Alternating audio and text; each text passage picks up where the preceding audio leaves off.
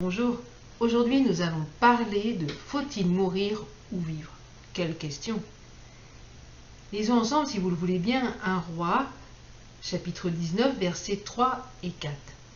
Élie, voyant cela, se leva et s'en alla pour sauver sa vie.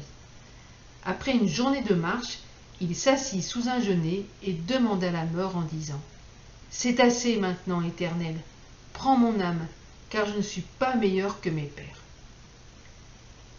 Alors, ceci est une brève pensée, mais qui mériterait d'être développée. J'espère cependant qu'elle vous encouragera. Cela ne vous est-il jamais arrivé de dire : j'en ai marre, je suis fatigué, je me sens si seul.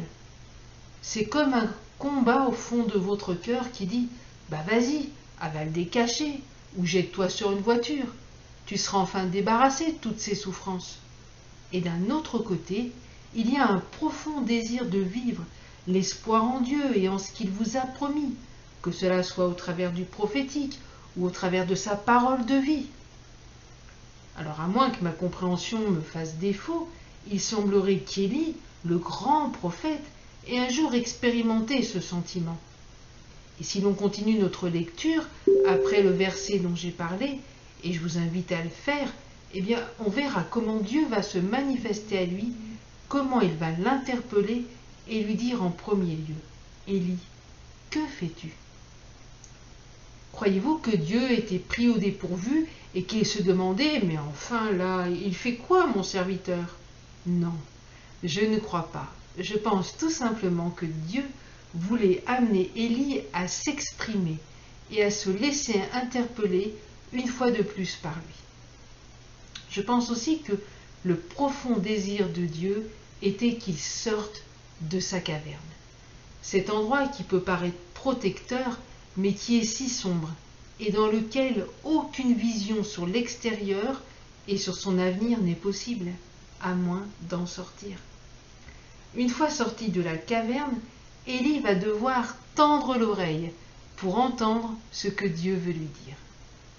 Il nous est dit dans les Écritures que devant l'Éternel, il y eut un vent fort et violent qui déchirait les montagnes et brisait les rochers. L'Éternel n'était pas dans ce vent.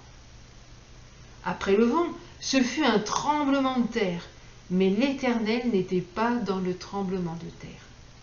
Après le tremblement de terre, un feu, et l'Éternel n'était pas dans le feu. Et après le feu, un murmure doux et léger.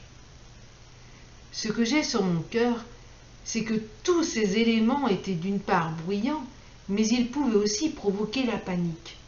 Mais il nous est dit, l'Éternel n'était pas dans.